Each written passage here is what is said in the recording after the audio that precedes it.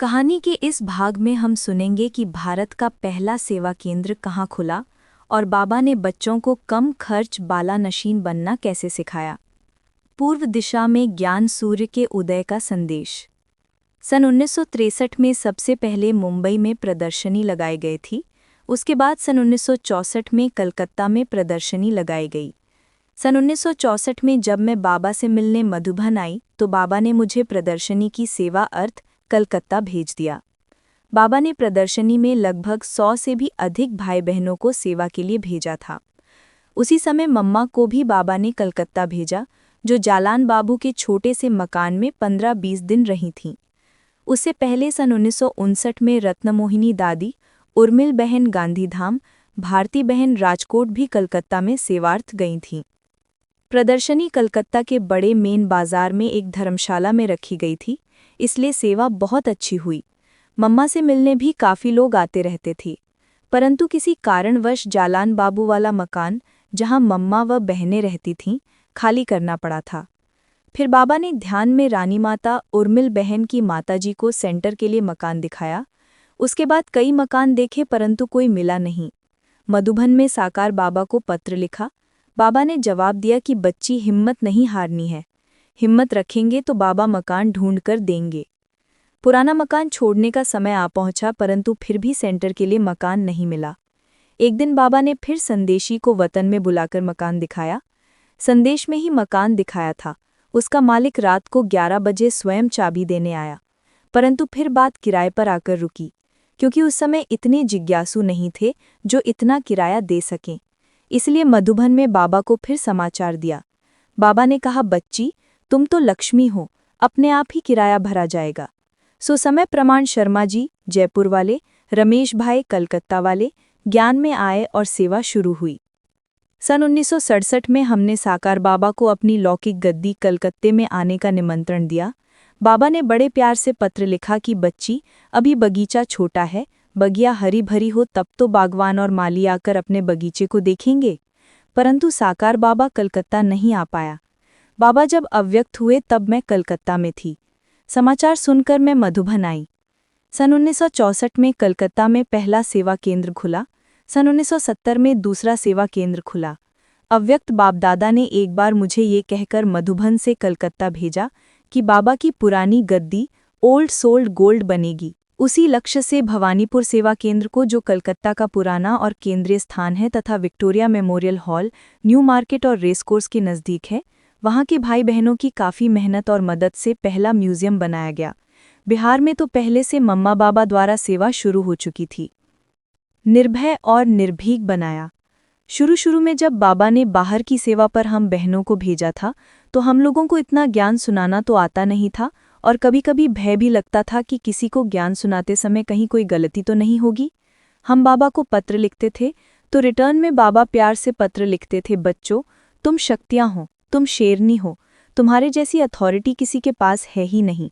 तुम जब समझाते हो तो समझो कि ये सब आत्माएं बेसमझ हैं, अज्ञानवश हैं, तो तुम्हारे मुख से नेचुरल ज्ञान निकलना शुरू हो जाएगा, हिम्मत आ जाएगी।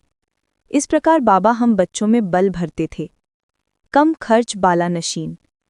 लौकिक में बाबा ने जितना ही राजाई से रखा उतना अलौकिक में चत्तियों वाले कपड़े भी पहनाए। बाबा कहा करता था कि यहाँ तुम जितने चत्तियों वाले कपड़े पहनेंगे उतना ही सतयुग में जाकर प्रिंस बनेंगे, तो चत्तियों वाले कपड़े पहनेंगे उतना ही सतयुग में जाकर प्रिंस बनेंगे। तो सचमुच जब हम सेवा पर निकले उस समय बेगरी पाट था। बिस्तर, रजाई आदि भी गिनती की होती थीं। एक बार एक भाई ने बहुत से कटपीस के कपड़े भेजे। हमने खुद बैठकर टुकड़े जोड़ जोड़कर गद्दी, रजाई, तकिया आदि बनाए थे। कुछ मधुबन में यूज़ किए जाते थे और कुछ बाहर सेवा केंद्रों पर भेजे जाते थे। एक बार बाबा के लिए सुंदर डिज़ाइन की रजाई बनाकर भेजी। बाबा ने भी बड़े प्यार से रजाई ओढ़ी। बाबा ने मुझे पत्र लिखा कि बच्ची, कम खर्च बालानशीन। बाबा कहते थे कि बाबा गरीब निवाज है, गरीब बच्चों की एक एक पाई से ही स्वर्ग की स्थापना होनी है। मांगने से मरना भला। बहुत समय पहले की बात है, कलकत्ते में अनन्य भाई 2-4 ही थे। वे नियमित रूप से रोज सेंटर पर आकर चाय नाश्ता करते थे। एक दिन एक भाई आकर कहा, दीदी जी, मैं कुछ महीनों से आपका धन से सहयोग तो कर नहीं रहा हूँ, फिर भी आपका बोलना, मिलना, खातरी करना वैसे ही है जैसे पहले करते आए हैं। मैंने झट उनको कहा कि आप हमें देते हो या बाबा को देते हो। उस भाई ने कहा बाबा को देते हैं, फिर भी निमित्त आप हैं। मैंने कहा हमको कोई नहीं देता है, ना हम किसी से लेते हैं। हमको खिलाने वाला पहनाने वाला बाबा है। हमने बाबा को जीवन दी है, वो जो खिलाए जैसे रखे हम वैसे रहेंगे। हमारा सब कुछ उसके हाथ में है। इस प्रकार बाबा के बच्चे भी कैसी कैसी बातें बोलकर हमारी परीक्षा लेते थे, पर बाबा ने तो हमें मांगने से मरना भला का पाठ पक्का कराया है। कर्मयोगी जीवन। बाबा ने हम बच्चों को हर कर्म करके दिखाया, बड़े से बड़ा भी तो छोटे से छोटा भी। बाबा ने राजमिस्त्री का काम भी किया तो गोबर का गोला बनाने का भी। हर प्रकार की सेवा कैसे करें, ये सब बाबा ने हम बच्चों को सिखाया। एक बार मैंने हंसी हंसी में बाबा से पूछा, बाबा आप इतने बिजी रहते हैं तो क्या बाबा को भूलते नहीं हैं? बाबा ने मुस्कुराते हुए उत्तर दिया, क्या बाबा भूलने की चीज़ है? बाबा तो है ही मेरे साथ, भूल कैसे सकता हूँ? इतने बच्चों को संभालते हुए भी उनके चेहरे पर कभी भी झुंझलाहट या माथे पर शिकन नहीं देखी। सचमुच इतना व्यस्त होते हुए भी बाबा ने अपनी स्थिति बहुत ऊंची बना रखी थी। उनकी स्थिति इतनी ऊंची थी कि जब मैं पार्टी को वापस ले जाते समय बाबा से मिलने जाती थी तो कभी कभी बाबा मेरा नाम तक भूल जाता था। कहता था, बच्ची कहाँ से आई हो, क्या नाम है तुम्हारा, किसके सामने खड़ी हो? मुझे लगता था कि बाबा यहाँ होते हुए भी इस दुनिया से पार कहीं दूसरी जगह पर है। बाबा का देह में रहते विदेह अवस्था में रहने का दृश्य हमने देखा है। नष्टो मोह स्मृति स्वरूपा। बचपन में मुझे छोटी छोटी बातों में रोना आ जाता था। पीने को दूध नहीं मिलता अथवा मिलने में देरी हो जाती तो मैं रोने लग जाती थी। यज्ञ में आने के बाद एक बार की बात है कि मैं किसी कारण से रो रही थी। बाबा ने पास बुलाकर कहा, बच्ची रोती है विधवा, तुम्हें तो पतियों का पति मिला है, फिर तुम क्यों रोती हो? उसके बाद तो जैसे मेरी आंखों का नल ही सूख गया। बाबा ने सदा सुहागन बना दिया। उसके बाद कभी भी आंखों में आंसू नहीं आए। मैं समझती थी कि रोना माना खोना और हंसना माना पाना। बाबा के अव्यक्त होने से बहुत समय पहले से ही शिव बाबा ऐसी मुरली चलाते थे कि बच्चे कुछ भी हो जाए, तुम बच्चों को योग का दान और शांति का दान देना चाहिए। आत्मा पुराना कपड़ा छोड़कर नया कपड़ा पहनती है तो तुम बच्चों को खुशी होनी चाहिए कि वो आत्मा नया कपड़ा पहनेगी। इसलिए कोई भी शरीर छोड़े तुमको शोक नहीं करना चाहिए। जब लौकिक माँ ने शरीर छोड़ा तब भी मुझे रोना नहीं आया, और जब अलौकिक मम्मा ने शरीर छोड़ा तब भी मैं रोई नहीं थी। जब बाबा ने शरीर छोड़ा तब भी मैं नहीं रोई। हाँ, कुछ कुछ भावनाएं उठती थीं, लेकिन मुझे दुख नहीं हुआ और आंसू नहीं आए, क्योंकि मुझे याद आता था कि रोने के लिए बाबा ने मना किया है। इसलिए कुछ भी हो जाए मुझे रोना आता नहीं।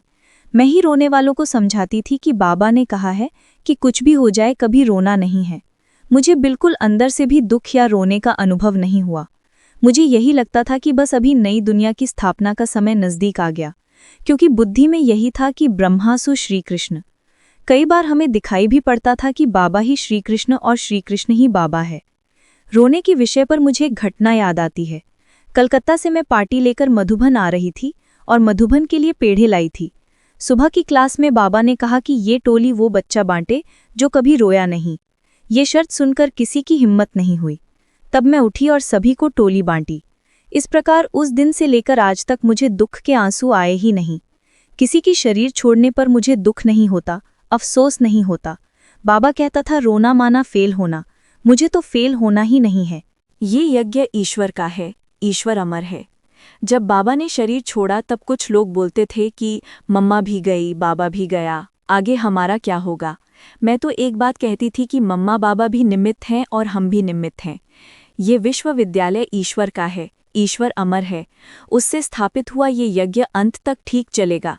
बाबा के महावाक्य मुझे सदा याद रहते हैं कि बच्चे जैसे जैसे समय बीतता जाएगा वैसे वैसे तुम्हारी चढ़ती कला उड़ती कला होती रहेगी।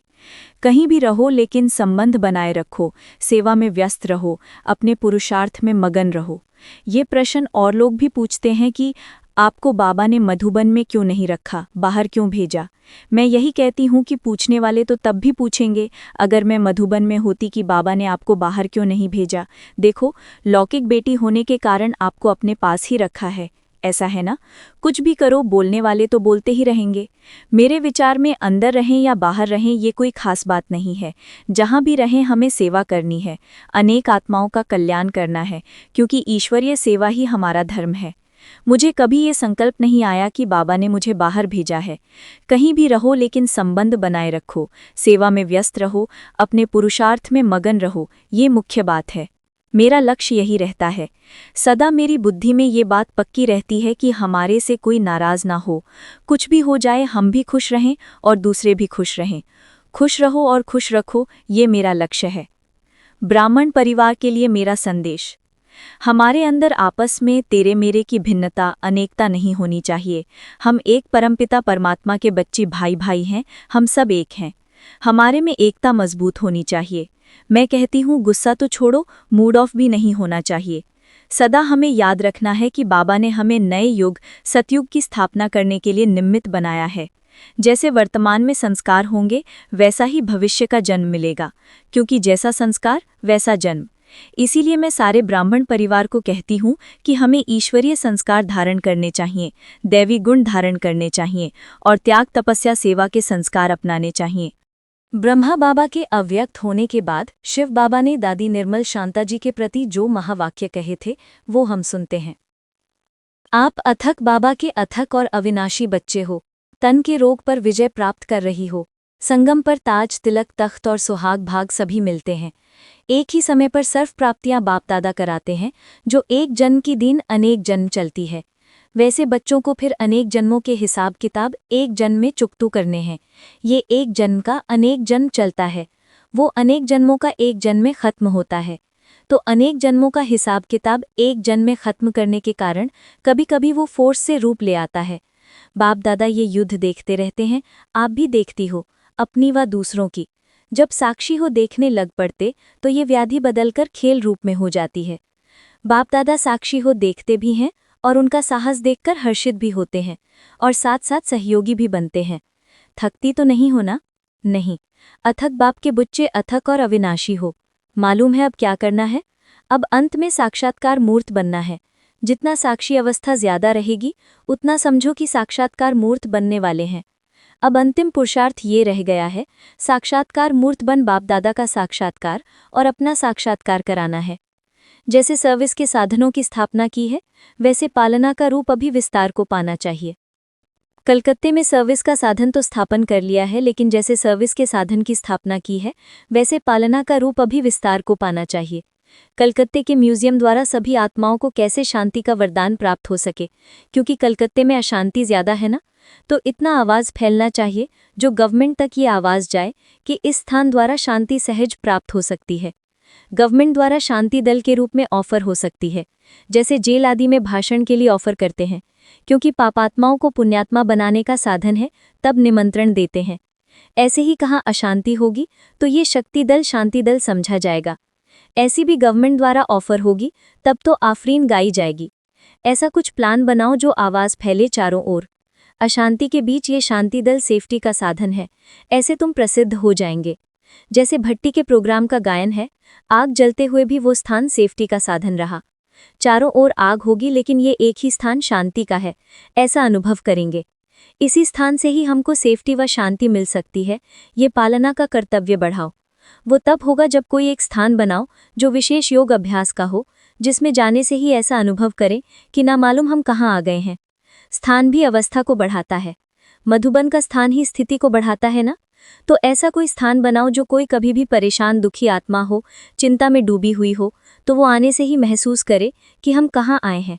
ऐसा प्लान बनाओ। लौकिक अलौकिक बाप के कुल का नाम बाला करने वाली निमित्त आत्मा हो। ड्रामा आपको भी समीप पाठ बजाने के निमित्त बनाता है।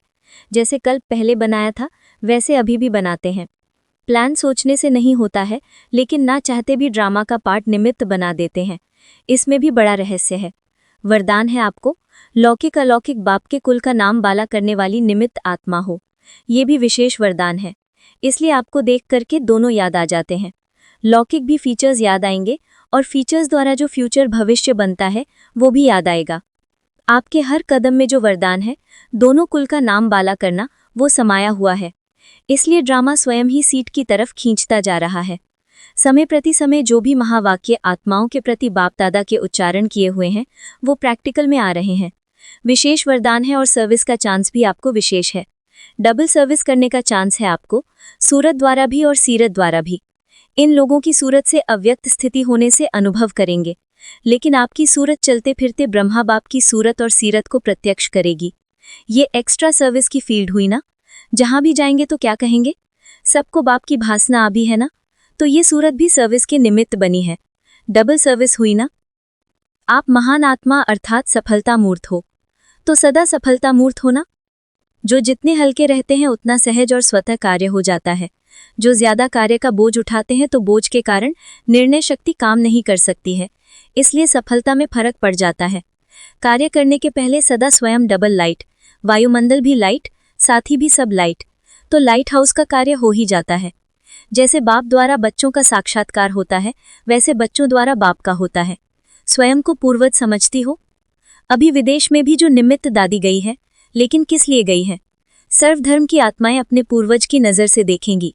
भासना आएगी, वाइब्रेशन आएगी कि ये आत्माएं हमारे संबंधी हैं, हमारे हैं, लेकिन कैसे हैं वो जब संपर्क में आएंगे तो समझ सकेंगे, लेकिन वाइब्रेशन जरूर आएगा। हर स्थान पर ऊंची नज़र से उच्च आत्माओं की भावना से वाइब्रेशन द्वारा, दृष्टि द्वारा कुछ प्राप्त हो जाए, इस भावना से देखेंगे और देख भी रहे हैं।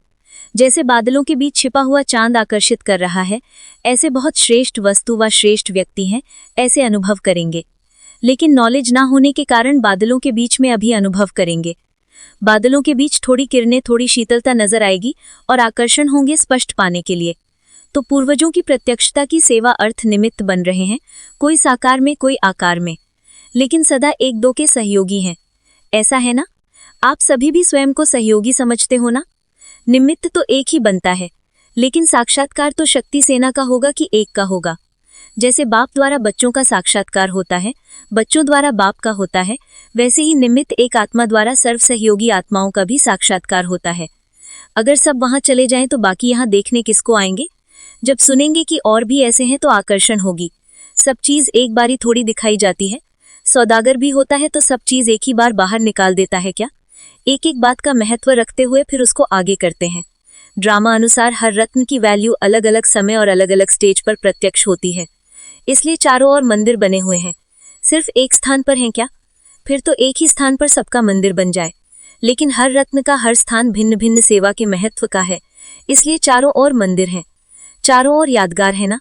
गांव में भी यादगार होगा। ऐसा कोई नहीं होगा जहां आप पूर्वजों का यादगार न हो। है कोई ऐसा गांव? सदा साथ रहने वाली, साथ का वायदा निभाने वाली परदादी हो।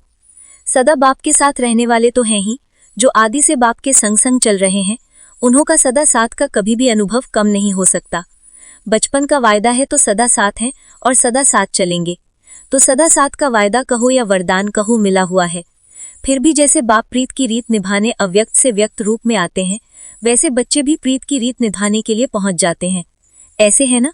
संकल्प में तो क्या, लेकिन स्वप्न में भी, जिसको सबकॉन्शियस कहते हैं, उस स्थिति में भी बाप का साथ कभी छूट नहीं सकता। इतना पक्का संबंध जुटा हुआ है। कितने जन्मों का संबंध है? पूरे कल्प का है। संबंध इस जन्म के हिसाब से पूरा कल्प ही रहेगा। ये तो अंतिम जन्म में कोई कोई बच्चे सेवा के लिए कहाँ कहाँ बिखर गए हैं। जैसे ये लोग विदेश में पहुंच गए, आप लोग सिंध में पहुंच गए, कोई कहाँ पहुंचे कोई कहाँ पहुंचे। अगर ये विदेश में नहीं पहुंचते तो इतने सेंटर कैसे खुलते? अच्छा, सदा साथ रहने वाली, साथ का वायदा निभाने वाली परदादी हो। बाप दादा बच्चों के सेवा का उमंग उत्साह देख खुश होते हैं। वरदानी आत्माएं बनी हो। अभी से देखो भीड़ लगने शुरू हो गई है। जब और वृद्धि होगी तो कितनी भीड़ होगी। ये वरदानी रूप की विशेषता की नींव पड़ रही है। जब भीड़ हो जाएगी फिर क्या करेंगे? वरदान देंगे, दृष्टि देंगे। यहाँ से ही चैतन्य मूर्तियां प्रसिद्ध होंगी। जैसे शुरू में आप लोगों को सब देविया देविया कहते थे, अंत में भी पहचान कर देविया देविया कहेंगे। जय देवी, यहाँ से ही शुरू हो जाएगा। अच्छा दीदी जी, यानी दादी निर्मल शांता, मैं भाई बहनों ने क्या देखा, उनके कुछ अनुभव हम आपको बता रहे हैं। दीदी ने मैंने क्या देखा। ब्रह्मा कुमारी कानन बहन, कोलकाता। दीदी वेस्ट को भी बेस्ट करने वाली हैं। दीदी अगर शिक्षा भी देती थीं तो भी युक्ति युक्त और सहज भाव से देती थीं। जैसे कोई अमृत वेले उठने में सुस्ती करते तो उस व्यक्ति को अमृत वेले टेप बजाने की ड्यूटी दे देती, जिससे उसका सहज ही पुरुषार्थ हो जाता। यदि कोई किसी की शिकायत उनके पास करने आता तो कहतीन कि टूटा बर्तन भी काम में आता है। यदि कोई भाई व बहन दीदी के सामने झूठ बोलते थे तो भी दीदी उन्हें बहुत प्यार से समझाती और व्यवहार करती थी। मैंने एक दिन पूछा, आपको तो मालूम है, फिर भी आपने उसे क्यों नहीं कहा? तो दीदी ने कहा, अपनी बात सिद्ध करने के लिए वो और ही ज्यादा झूठ बोलेगा, जिससे और ही उसके विकर्म बन जाते। दीदी की शिक्षाएं आज भी हमें प्रेरणा देती रहती हैं। सदा हाँ जी करना, ना करना माना नास्तिक बनना, निंदा हमारी जो करे मित्र हमारा सो आदि। दीदी के चेहरे पर कितना तेज है। दीदी के वरदानी बोल ने मुझे बंधन मुक्त कर दिया। प्यारी दीदी ने बोला, अब तुम्हारा पाठ खुलेगा, बंधन कटेंगे। एक दिन दीदी ने कहा, अपने भाई को मेरे सामने लाओ। मेरा भाई कभी आश्रम पर नहीं आता था। मैंने दीदी के बारे में, उनकी महानता के बारे में सुनाया तो उसके दिल में दीदी के प्रति श्रद्धा भावना आ गई। वो दीदी के पास चलने के लिए तैयार हो गया। दीदी को देखते ही वो चकित हो गया और मुझे चुपके से कहने लगा, देखो तुम्हारी दीदी के चेहरे पर कितना तेज है। मुझे तो ये देवी नजर आ रही है। उसको दीदी से अनोखी लाइट और शक्ति का अनुभव हो रहा था। उसी अनुभव में दीदी के सामने बैठा। प्यारी दीदी के मधुर बोल ने भी उसे बहुत प्रभावित किया। दीदी ने कहा कि अब इसे कब तक घर में बिठाओगे, बाबा की सेवा में जाने दो। आप जब इसे बाबा की सेवा में भेजोगे तब आपका भी बहुत बड़ा भाग्य बनेगा। उस समय मुजफ्फरपुर में प्रदर्शनी होने वाली थी। उसमें जाने के लिए छुट्टी देने को दीदी ने भाई से कहा कि आप बहुत अच्छे हो, आप भी तो शिव बाबा के बच्चे हो। ये शब्द सुनते ही मेरा भाई पानी पानी हो गया और छुट्टी दे दी। ये था मीठी दीदी के बोल का चमत्कार। जो भाई एक दिन के लिए भी मुझे नहीं छोड़ता था, वही 15 दिन की छुट्टी देने के लिए झट तैयार हो गया। ये था मेरे को बंधन मुक्त कराने में दीदी का साथ व सहयोग। ब्रह्मा कुमारी शीला बहन, गुवाहाटी, आसाम। दीदी जी का जीवन त्याग, तपस्या और सेवा का प्रतिरूप है। दीदी जी को हमने सदा त्याग और तपस्या से संपन्न कर्मयोगी जीवन में देखा। यज्ञ सेवा में कर्मठ सेवा करते, अथक परिश्रम करते भी निरंतर बाबा की याद में मस्त रहती। यज्ञ की कोई भी सेवा चाहे छोटी हो या बड़ी, लेकिन उनके चेहरे पर कभी थकावट नहीं देखी, सदा प्रसन्न चित्त देखा। इतनी बड़ी आयु में भी खुशी खुशी से बाबा के कार्य करते देखकर हमें भी प्रेरणा मिलती रही। दीदी जी में हमने सदा कर्म और योग का संतुलन देखा। हम सबको कहकर नहीं, लेकिन हर कर्म करके सिखाया। जब भी मैं दीदी से मिलती हूँ तब सदा अनुभव करती हूँ कि सचमुच दीदी महान है। उनकी तपस्या और अचल अडोल स्थिति ने मेरे अंदर में भी यज्ञ सेवा प्रति श्रद्धा और याद का बल भर दिया। सच में दीदी जी का जीवन त्याग, तपस्या और सेवा का प्रतिरूप है, बाबा का साक्षात स्वरूप है। ऐसी महान तपस्वी आत्मा के अंग संग रहकर एक आदर्श जीवन बनाने का और आगे बढ़ते हुए ईश्वरीय सेवा करने का जो स्वअवसर मुझे मिला है, उसको मैं कभी भूल नहीं सकती। ब्रह्मा कुमारी पार्वती बहन, संबलपुर, ओडिशा। दीदी जितनी गंभीर उतनी ही रमणीक भी हैं। मुझे ऐसी महान विभूति की सेवा करने की बचपन से बहुत इच्छा थी। ऐसी सेवा करने का अवसर मुझे कोलकाता में कुछ महीनों के लिए प्राप्त हुआ। ऐसे तो मीठी दीदी जी को पर्सनल यानी व्यक्तिगत सेवा लेने के संस्कार नहीं थे, परंतु मैं अपनी रुचि से दीदी जी की सेवा करती रहती थी। एक दिन मैं दीदी के कमरे में कुछ सेवा कर रही थी और दीदी बिस्तर पर लेटी हुई थी। अचानक मैंने देखा कि बिस्तर पर दीदी है ही नहीं, लेकिन बाबा का स्वरूप और उसी में कृष्ण के स्वरूप का अनुभव मुझे हो रहा था। ये अनुभव कई दिनों तक होने के बाद मैंने दीदी से पूछा कि आपके स्वरूप में मुझे ऐसा अनुभव क्यों हो रहा है। तब दीदी ने उत्तर दिया कि हो सकता है तुम सतयुग में दैवी घराने में मेरे नज़दीक वाली आत्मा होगी। दीदी जी जितनी गंभीर उतनी ही रमणीक भी हैं। प्यारी दीदी जी को गीत सुनने का बहुत शौक है, तो सोते समय वो मुझे कहा करती थीं कि हे शिव की पार्वती, तुम एक गीत सुनाओ। तो मैं सुनाती थी। ये गीत दीदी को बहुत अच्छा लगता था। बाबा माँ की गोदी में आज छिपके हम सो जाएं, माया की भूल नगरिया सुख सपनों में खो जाएं। दीदी के किन किन गुणों का वर्णन करूं? उनके वरदानी बोल बाप समान शक्तिशाली और लवलीन स्थिति को कभी भुलाया नहीं जाता। जी चाहता है कि ऐसी परमात्मा मणि का सानिध्य हमेशा ही प्राप्त होता रहे।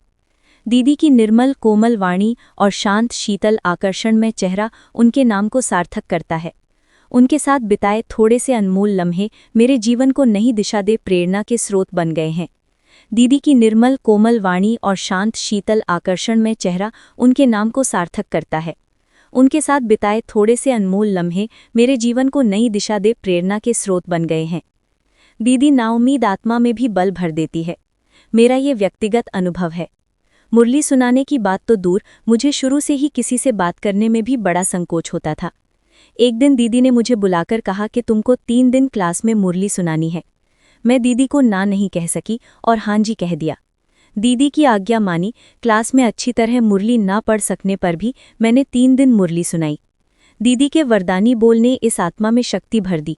उसी वरदान के साथ मैंने हिम्मत का एक कदम बढ़ाया तो बाबा ने हमें 1000 कदम आगे बढ़ा दिया। दीदी ने सब कुछ करके सिखाया, स्थूल और सूक्ष्म सेवा सब कुछ सिखाकर ऑलराउंडर पार्ट बजाना सिखाया। ब्रह्मा कुमारी रुक्मणी बहन, कोलकाता। दीदी ने एक एक दाने को सफल करना सिखाया। दीदी के अंग संग रहते मुझे 40 साल होने को आए हैं। दीदी जी के साथ रहने का वरदान भी प्यारे साकार बाबा और अव्यक्त बाबा ने मुझे दिया। बाबा ने कहा था कि ये बच्ची बाबा का बना बनाया फूल है, इसको दीदी और दादी के साथ छोड़ दो। उन्हीं वरदानों से चल रही हूँ। सबसे बड़ी जो बात अभी तक दीदी में चलती आ रही है वह है इकोनॉमी की, जो कभी नहीं भूलती। चावल का एक दाना भी टॉपिए में पड़ा दिखाई देता था तो उसे भी वेस्ट नहीं होने देती थी। एक एक दाने को सफल करना सिखाया। लाइट पंखे भी जरा भी खाली चलते हैं तो झट बंद करा देती। सचमुच में लगता है कि बाबा ने इनके अंदर कूट कूट कर इकोनॉमी का संस्कार भर दिया है। एक बार की बात याद आती है कि मैं लौकिक घर से रबड़ यानी चोटी में लगाने के लिए लाई थी। कुछ चोटी में लगाने के लिए अलग रखकर बाकी टोली के डिब्बे में रखती थी। यदि कोई रबड़ जमीन पर पड़ा दिखाई देता था तो दीदी जी हमें कहती, ये रबड़ उठाओ। कई बार मैं उठा लेती थी, कई बार नहीं भी उठाती थी। एक बार दीदी ने कहा कि ये तुम नहीं उठाओगी तो तुम्हारा 1 लाख का भाग्य कम हो जाएगा। ये सुनकर मुझे चिंता हो गई कि आश्रम में जितने रबड़ गिरे हुए दिखाई देंगे उनसे एक तो मेरा नाम लगेगा, दूसरा मेरा भाग्य कम हो जाएगा। ऐसा सोचकर मैंने रबड़ लगाना ही बंद कर दिया। दीदी तो साक्षात देवी हैं, स्वर्ग के स्वर्णिम परिवार में नहीं, अपनी दीदी जैसी संसार में नहीं। ओ बाबा, सच आप हो वंडर, रचना रची जो इतनी सुंदर। तुम हो प्यार दुलार का समुंदर, रचता दिखे रचना अपनी दीदी के अंदर। एक बार एक प्रसिद्ध डॉक्टर सेवा केंद्र पर आए थे। उन्हें म्यूजियम दिखाकर दीदी से मिलाना था। जब उनको चित्र समझाना शुरू किया तो वे वाद विवाद करते रहे। बड़ी मुश्किल से उन्हें म्यूजियम दिखाकर दीदी के पास ले गई। कमरे में दीदी जी, दादी निर्मल शांता जी उनको देख प्यार से मुस्कुरा रही थी। डॉक्टर ने जब दीदी को देखा तो उनके मुंह से शब्द निकले, बहन, आपने नीचे जो भी ज्ञान मुझे समझाया वो 100% सही है। दीदी के तरफ इशारा करते हुए उन्होंने कहा, जिस ज्ञान से ऐसी मूर्ति तैयार हुई है वो ज्ञान कभी गलत नहीं हो सकता। आपकी दीदी तो साक्षात देवी है। ब्रह्मा कुमारी मधु बहन, कोलकाता। दीदी बाबा का साक्षात स्वरूप है। हीरे सी चमकती आंखों वाली मुस्कुराती सूरत वाली दीदी निर्मल शांता जी निश्चित ही ऊंचे से ऊंचे जौहरी का चुना हुआ हीरा है। अपने संपूर्ण व्यक्तित्व से बाबा का स्पष्ट दर्शन कराने वाली इस अनमोल हस्ती के साथ बिताया हर दिन हमारे लिए प्रायोगिक शिक्षा, प्रैक्टिकल एजुकेशन है। सार्थकता, सत्यता और मधुरता से भरा हुआ उनका हर बोल उनकी श्रेष्ठ पालना का सबूत है। वो तो प्रेम की मूरत है। ऊंच नीच का भेद, गरीब अमीर का भाव तो उनसे कोसों मील दूर है। किसी भी विषय पर, चाहे किसी की पारिवारिक समस्या हो, बिजनेस में विघ्न हो, आपसी संबंधों में तनाव हो या व्यक्तिगत सुधार का सवाल हो, पूछते ही दीदी उसकी स्पष्ट और न्यायसंगत राय देती हैं अथवा ऐसा ज्ञानयुक्त, युक्तियुक्त मार्गदर्शन देती हैं जिसे सुनकर पता चलता है कि दीदी की बुद्धि की लाइन बाबा से कितनी स्पष्ट जुटी हुई है। बीमारी में भी वे सदा हंसमुख रहती हैं। अपनी श्वास की तकलीफ को चिड़िया का गाना कहना ये कोई साधारण बात नहीं। हर नेगेटिव को पॉजिटिव में बदलने की सुंदर कला में दीदी निपुण है। कभी भी उन्होंने कोई सेवा के लिए ना नहीं कहा। हम कहते, दीदी फलानी सेवा के लिए आपको चलना है, तो वे तुरंत तैयार होकर खड़ी हो जाती हैं। सेवा के प्रति उनका प्यार नस नस में समाया हुआ है। दीदी तो ज्ञान योग दिव्य गुणों की साक्षात देवी हैं। उनके बारे में और क्या कहें, बस यही कह सकते हैं कि दीदी बाबा का साक्षात स्वरूप है। ब्रह्मा कुमारी मदन लाल शर्मा, कोलकाता। दीदी सभी दैवी गुणों की प्रतिमूर्ति हैं। विशेष रूप से शांति, निर्माणता, सहनशीलता, अंतर्मुखता, निर्भयता की खान है। यथा नाम तथा गुण और कर्तव्य हैं। बाबा जैसे रखे उसी में हमेशा हर्षित रहती हैं। कभी कोई गिला शिकवा नहीं। एक बाप में ही तीनों का अनुभव किया। सभी आत्माओं को चुंबक की तरह आकर्षित कर एक बाप का बनाने की कला है दीदी जी में। दीदी स्नेहमयी माँ का रूप है। दीदी के सानिध्य में रहने से संपूर्ण निश्चय बुद्धि बनने का रास्ता बहुत ही सहज मिल जाता है। उनके मुख कमल से साकार बाबा की जीवनी सुनकर, यज्ञ का इतिहास सुनकर हमें भी हिम्मत, उमंग, उल्लास, त्याग, वैराग्य और साधना के प्रति लगन को बनाए रखने में मदद मिली। उनकी प्रैक्टिकल जीवन तो हम सबको प्रभावित करती रही है, साथ साथ उन जैसा आदर्श जीवन बनाने की प्रेरणा भी मिलती रही है। मुझ आत्मा को 40 साल उनके साथ रहने का, उनकी पालना पाने का, उनके साथ ईश्वरीय सेवा करने का सौभाग्य प्राप्त हुआ है। उनके साथ रहकर मैंने निस्वार्थ स्नेह पाया, शुभ भावना से दूसरों को आगे बढ़ाने की प्रेरणा पाई, ईश्वरीय जीवन में जीने का उमंग, उत्साह पाया।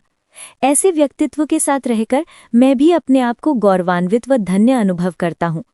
समझता हूँ कि ईस्टर्न जोन भी अपने आप में भाग्यशाली है, जिसको दीदी जैसी महारथी आत्मा निमित्त रूप में मिली है। दादी जी का जीवन त्याग, तपस्या और सेवा का प्रतिरूप है। दादी जी को जो भी सेवा मिली, उस सेवा को देह से ऊपर उठकर अपने को आत्मा समझ जिम्मेदारी से पूरा किया।